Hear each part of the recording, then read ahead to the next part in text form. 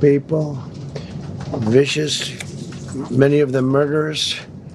These are all out of Minnesota, just Minnesota. I say, why don't you talk about that more? Because people don't know. This is officially a federal war.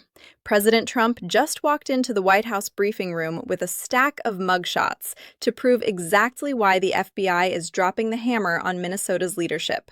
You won't believe what's on these papers. These are all out of Minnesota, just Minnesota. I say, why don't you talk about that more? Because people don't know. Do you want to live with these people? International murder. These are people that are living, they're apprehended and either put in jails in their country from where they came, and the countries respect us, and so they actually put them there. In the old days, they didn't respect our country.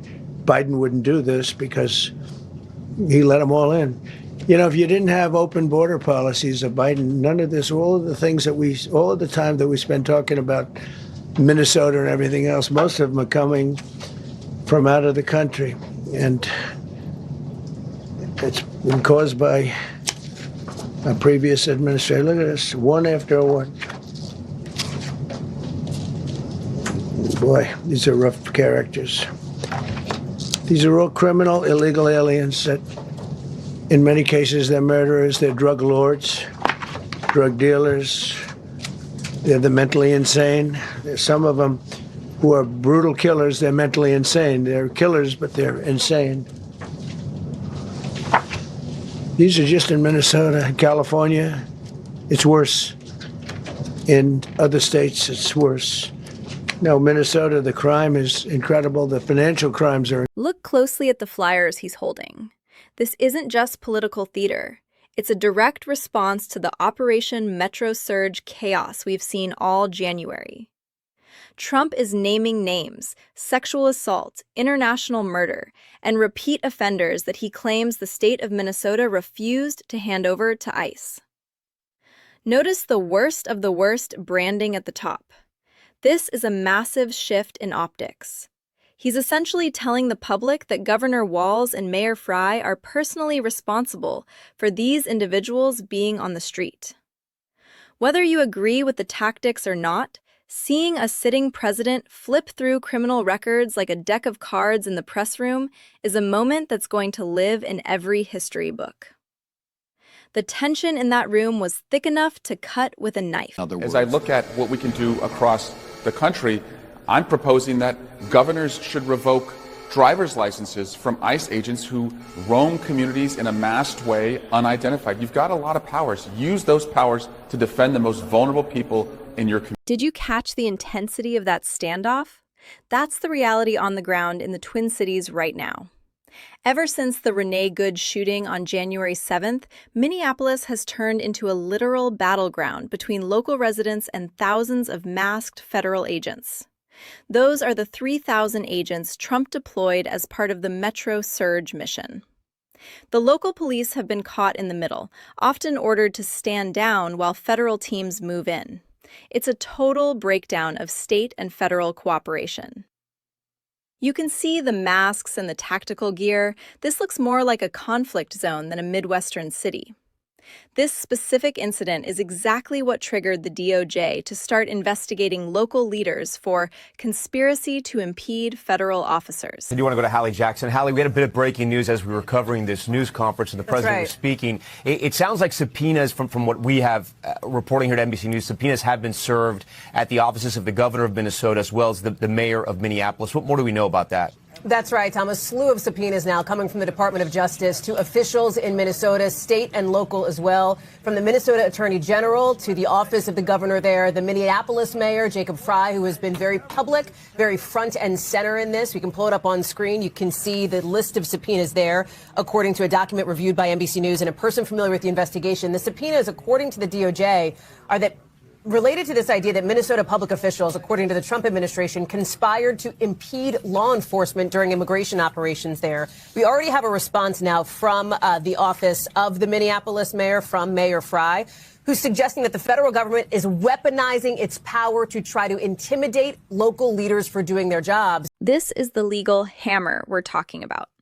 Grand jury subpoenas served to the governor, the attorney general, and 2 mayors, all in one day.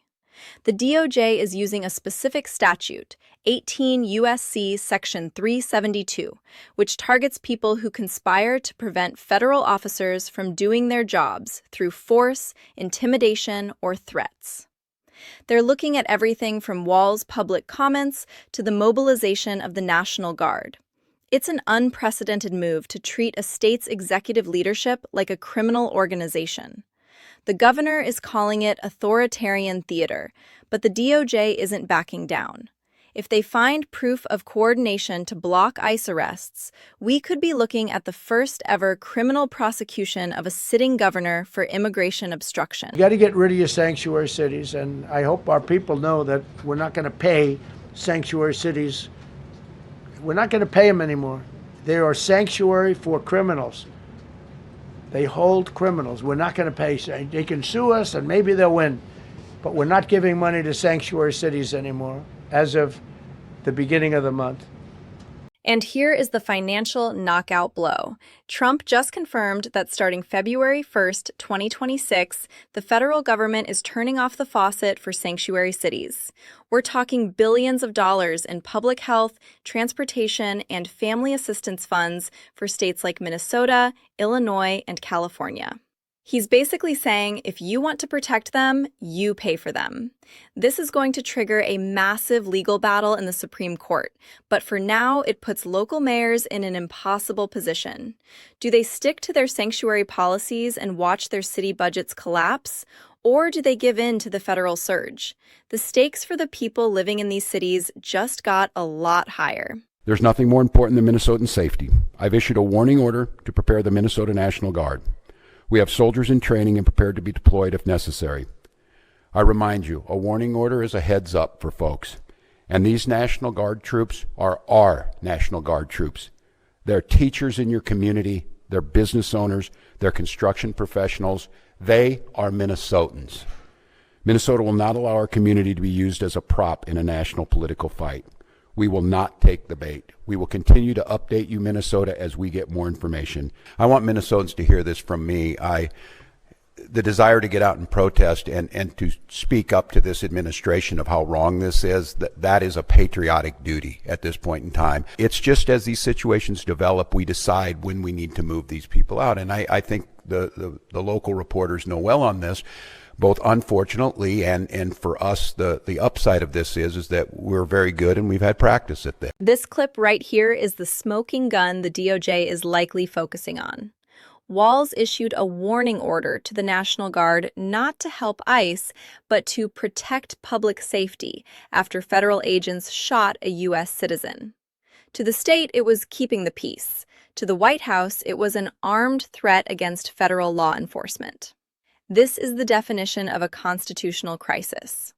Walz is standing his ground, pointing to the shooting of Renee Good as the reason for his intervention, but the feds are calling it an insurrectionist stance.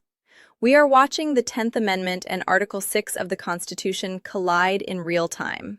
This story is moving fast. Subscribe for the next update.